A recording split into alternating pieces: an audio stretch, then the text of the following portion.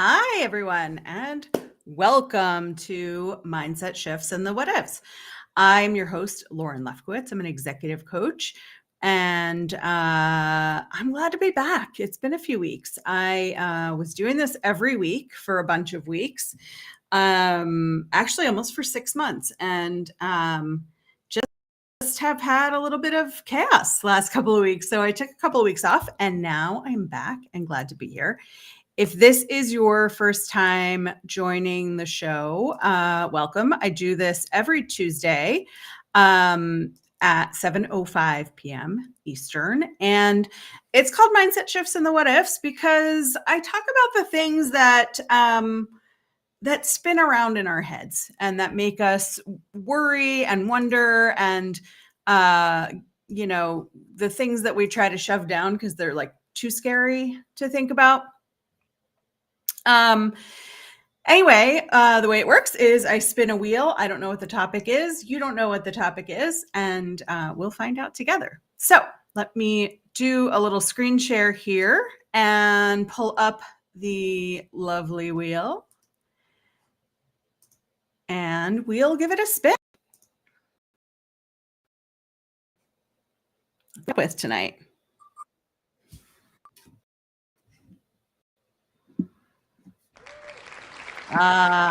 Good old workaholism. Excellent. All right. I think I'm a little bit of a lag here, so hopefully my audio and my visual catch up to each other, but here I am. So we're going to talk tonight about workaholism and what that's about, what happens when we get there, what it's all about. If you have questions or comments, please hop into the chat, say hello, let me know that you're here, and let me know what questions you have. So a little bit about my history with workaholism. I was decent as a student and excellent as a worker. And those two things for me, being in a little bit of contrast to each other, made it so that the high that I always chased as a student, that I never quite got because I just kind of always like made it through as a student, came to me as an employee. And my first few years out of college, I didn't know what I wanted to be when I grew up. And like, I think a lot of people, I sort of did a little bit of this, a little bit of that, some assistant work, some accounting work, a little bit of sales, which I was really bad at. I do not recommend putting me in a sales position. And then I fell into HR and I found like the thing I was really great at and got the opportunity to really like absolutely thrive at something, which was very cool for me because I just sort of thought like work was supposed to be mediocre, maybe a little bit hard, maybe, you needed something to go complain with your friends about at happy hour. And when I moved into HR, I didn't have that sort of angst and hatred for work that a lot of people have. And so I think this happens a lot. And this happens a lot with a lot of my clients. And again, if you don't know me, if you're just sort of stumbling across me here for the first time, I'm an executive coach and I work with workaholics, people pleasers, the mostly women who have gotten into this routine, climbed up whatever ladder we create for ourselves. They've gotten maybe the job or the title, or they've gotten close to those things. And for whatever reason now they are stuck. And very often we get stuck because we haven't done boundary setting. We've limited ourselves to what level of success we think we are allowed to have. We get self-conscious about how executive we're going to allow ourselves to be. So there are a lot of reasons why we hit a point in our career where we think like, this is it. This is all I get. This stinks, right? So a lot of my clients come into me having already developed this level of workaholism because they're continually trying to prove themselves, continually trying to make sure that people know they're working hard, they're contributing, they're making an impact. And that to me is what I see as like the root of workaholism, is that we have this sort of play with ourselves where we get invited into something that's above and beyond the job we were hired for because we're trusted. And then we get like sort of a high off of being trusted. And we want more of that. So we seek more of that. And we play this ping pong game back and forth. I did something well. I got approval for it. I want to do more things well so I can get approval for them. I did another thing well, got approval, seeking approval, getting approval. And then really, like any addiction, going after the high that a new level of approval gets us. The challenge and the thing that happens is, again, like any addiction, the high is harder to get, right? And so if you think about the first meeting you were invited into, that was above and beyond. That was like, they're inviting me, they're letting me in here, or they're asking me to talk in here, or they want me to present to the group, right? Like those firsts are freaking amazing. They're so flattering, and they're so like, they're such an uplift, they're such an elevation, and they make you feel so important and so needed in your role.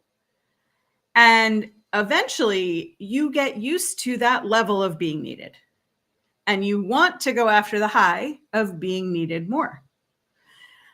And as you do more, you tend to want things that are farther away, right? So let's say you're middle manager level, and sometimes you get invited to sit at the table with the next level of management or the executive level of management.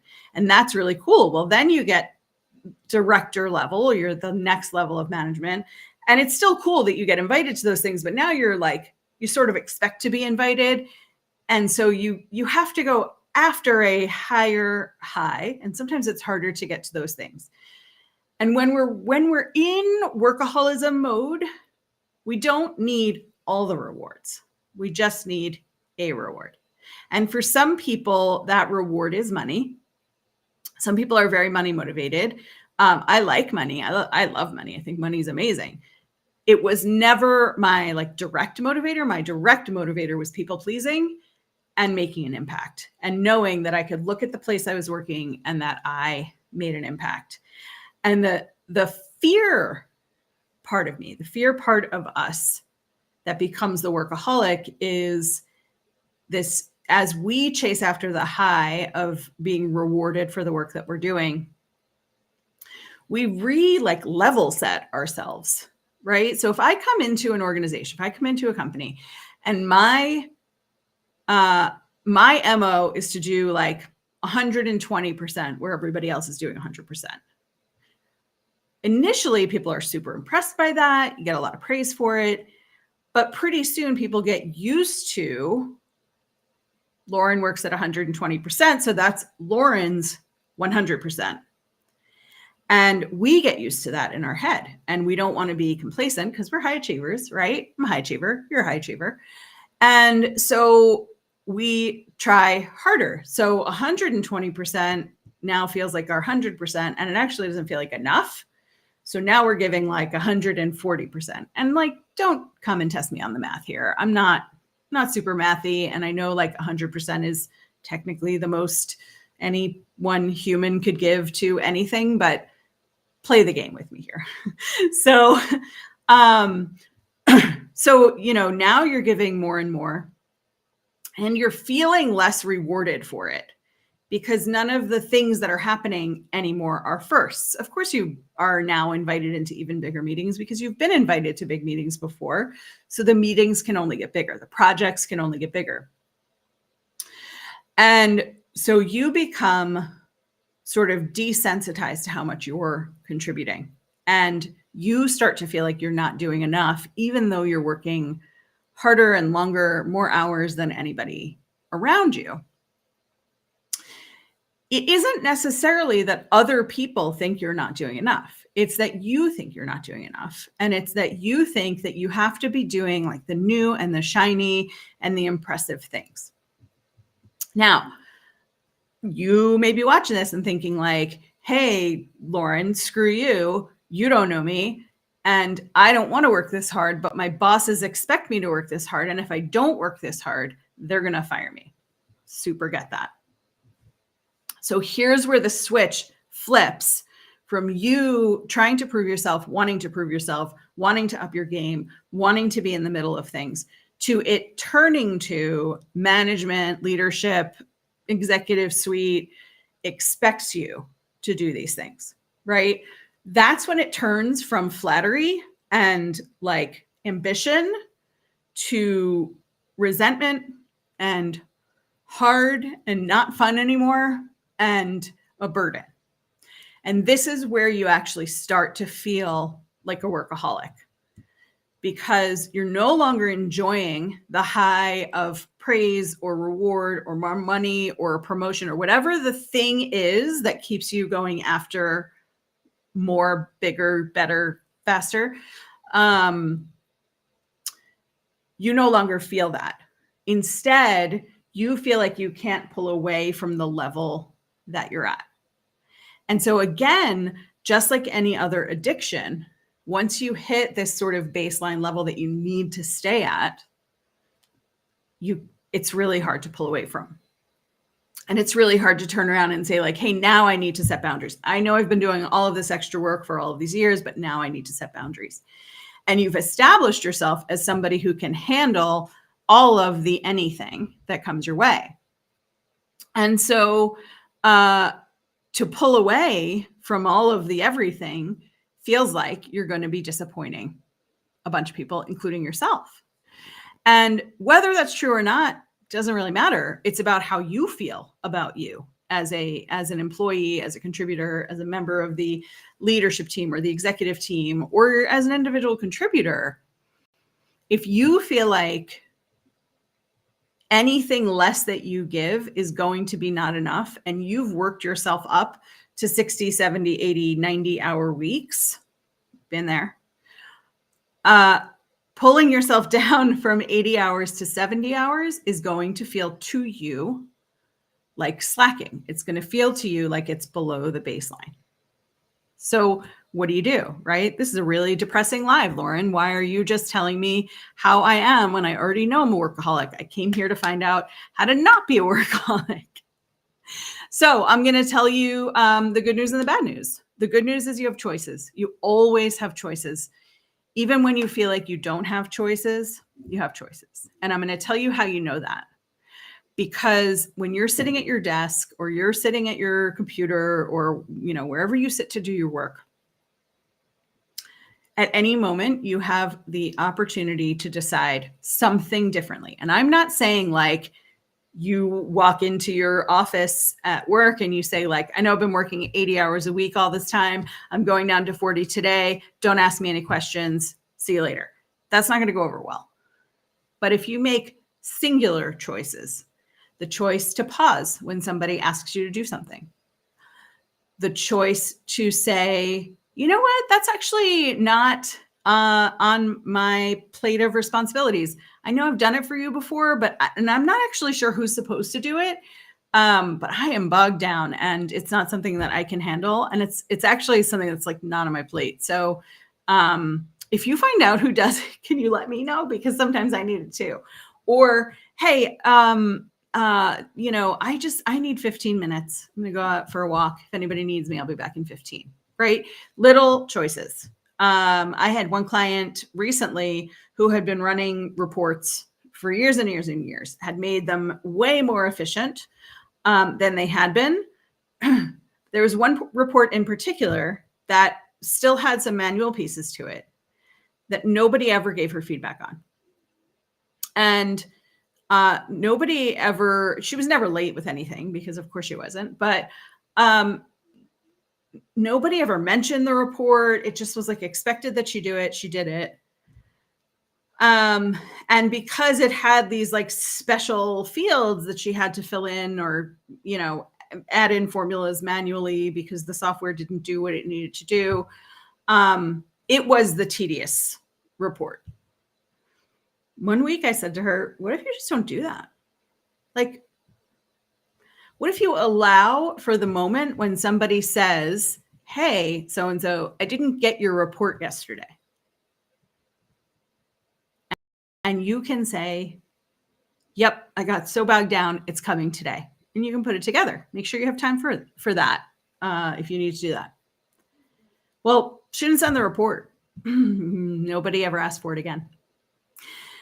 And it was just a small pause. It wasn't that she said, like, I'm never doing this report again. You can all go. I don't know what a nasty thing is to say without using a curse word. And I like a clean show. But go do it yourself. Or, do you really need this report? Had she gone and said, do you really need this report, and asked for the permission, they might have said, like, yeah, we need this report. Well, I'll tell you what, they never asked for the report again. And it's been time. So that one move didn't make her not a workaholic. That one change didn't make her weeks like open wide and so easy, but it was one choice towards not being a workaholic. So that's the first step to not being a workaholic is to be making choices instead of just sort of going with the flow, going with what you're used to, like automatically doing the things you always do because you always do them because that's the way you always do them and that's how they're done, so you do them, right? That's one thing. The second thing is don't put pressure on yourself to change everything all at once. You don't go from workaholic to not workaholic in 6 easy steps, right? It's like 462 or so steps, but they're all doable and you can do some of them simultaneously. The third thing is get support.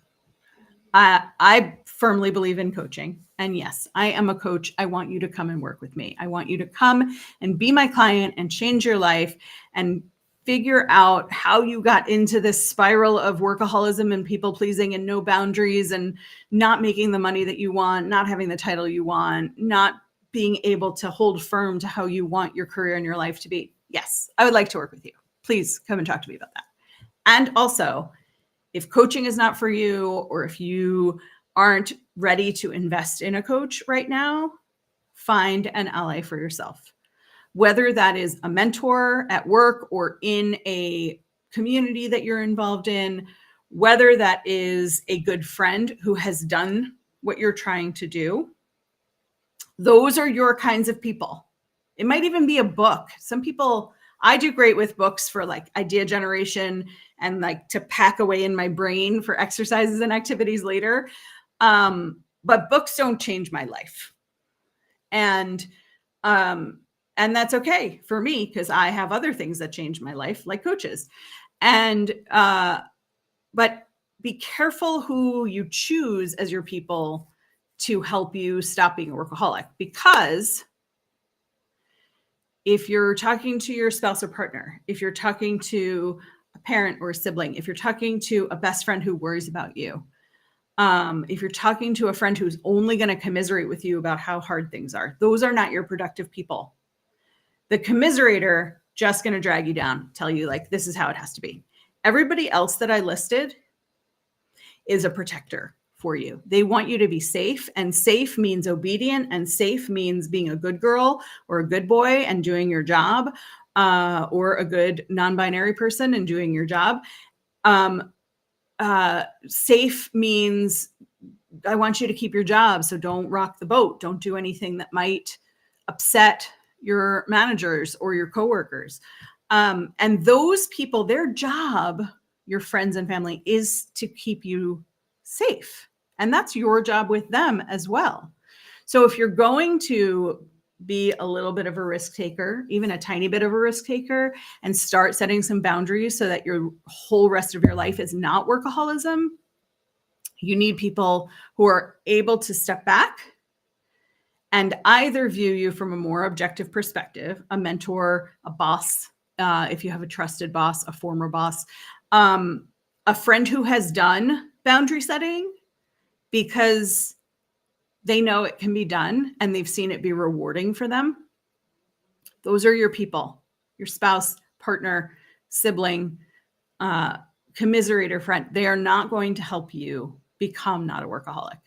And I will tell you, as someone who used to work 80 to 100 hours a week, before I left my corporate life to launch my business, I made sure to learn how to set those boundaries for myself, which, by the way, I'd been helping people with for years for them and just didn't know how to do it for myself because we are not our own best objective points of view. I went from 80 to 100 hours a week to barely 40 hours a week for that last year that I was in corporate. Realized with all of that extra time in my mind what I wanted to be when I grew up, which was a full-time coach and not a side gig when people are referred to me and only if I have time and, just kind of as a hobby kind of thing, to full-time business. And I'm so glad that I did and proud of myself for doing that. And I couldn't have done it without looking outside of myself for help, which really was like kind of a bummer that I realized as a high achiever that I couldn't do everything by myself or shouldn't have to do everything by myself. And now I really embrace that more. And that's what I want for you too. So if you are watching this live or if you're watching this on the replay and you want to get in touch, send me a DM or reach out on my bio. Excuse me. On my bio, I have a link to set up an appointment with me if you want to do a free strategy call. And I will be back next Tuesday with another Mindset Shifts and the What Ifs. And I hope to see you all then. Thanks so much for being here.